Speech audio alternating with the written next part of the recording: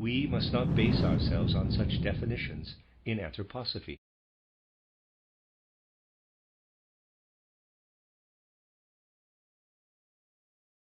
However, perception will be poor if we base ourselves on abstract definitions. Yes, it is possible to define the term spirits of darkness, but this will not get us far. Spirits of darkness were cast down from heaven to earth in 1879. This may give a general idea of the spirits of darkness, but it does not get us far in understanding the real issue.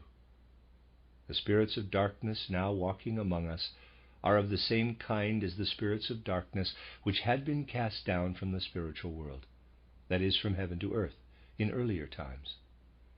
They had specific tasks to perform during the whole of the Atlantean age and right into Greco-Latin times. Let us try to use the different insights we have gained and determine the task those spirits of darkness had to perform through millennia, through the whole Atlantean age, and on into Greco-Latin times. It has to be kept in mind that the great scheme of things will only work if higher spiritual entities who have the task of guiding human evolution make use of such spirits, putting them in the right place, as it were, to enable them to do what is necessary. As you will remember, the, quote, Luciferic temptation, close quote, of old held major significance for human evolution.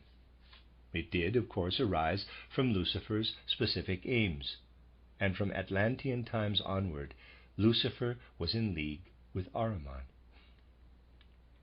These spirits gave rise to counter-aims of, let us call them, good spirits, the spirits of light. Fundamentally speaking, the spirits of darkness also wanted the best for humanity in those early times. They wanted human beings to have the capacity for absolute freedom.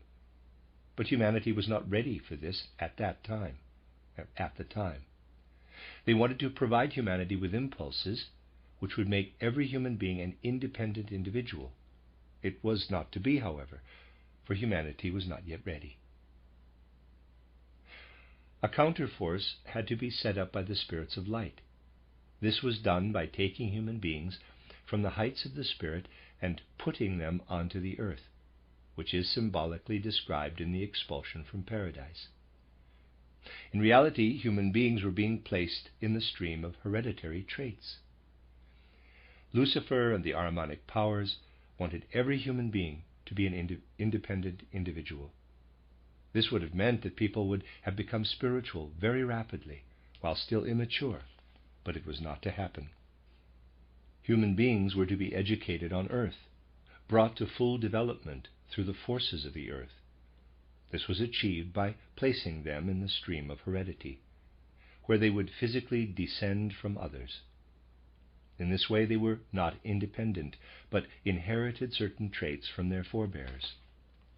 They were weighed down with earthly qualities, which Lucifer did not want them to have. Anything to do with physical heredity was given to humanity by the spirits of light to counterbalance the Luciferic stream.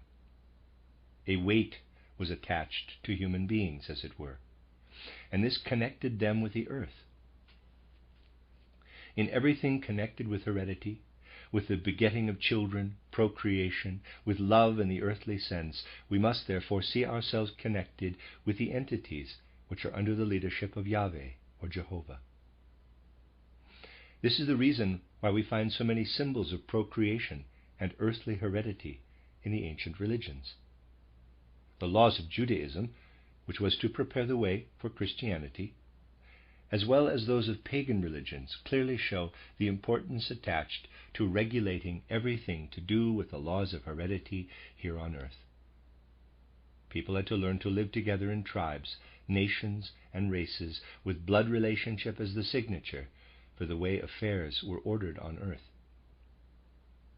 This had been in preparation during the Atlantean Age, and was to be repeated in the fourth epoch of civilization, the Greco-Latin epoch, mainly on account of the measures taken in the third Egypto-Chaldean epoch. We can see that specifically during epochs which were to recapitulate the Lemurian and Atlantean ages, account was taken of race, nation, and tribal connections in all the ways in which human affairs were ordered. In short, account was taken of hereditary traits arising from blood bonds. The priests of the ancient mysteries were mainly responsible for the ordering of affairs. Today we would say for affairs of state. And they took care to observe the way in which customs, inclinations, and habits had to develop in various places to take account of blood relationships, of people belonging to a particular nation or tribe. Their laws were based on this. We shall not be able to understand what issued from the mysteries of the third and fourth post-Atlantean ages unless we consider the careful study of racial, national, and tribal relationships on which the priests based the laws they made for different regions of the earth. What really counted in each individual region was to establish order in the blood relationships. In those times when the spirits of light made it their concern to order human affairs on the basis of blood relationships, the spirits of darkness, which had been cast down from heaven to earth with humanity, made it their concern to work against anything connected with heredity through blood relationship.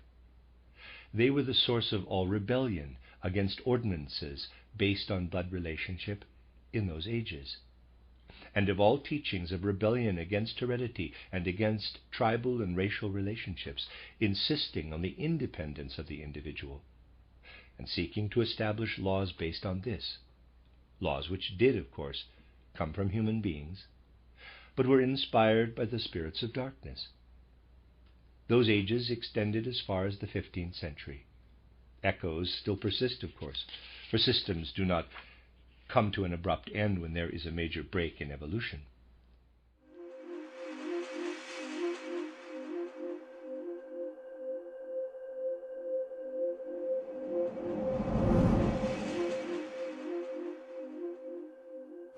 Man, your third eye has just been kissed.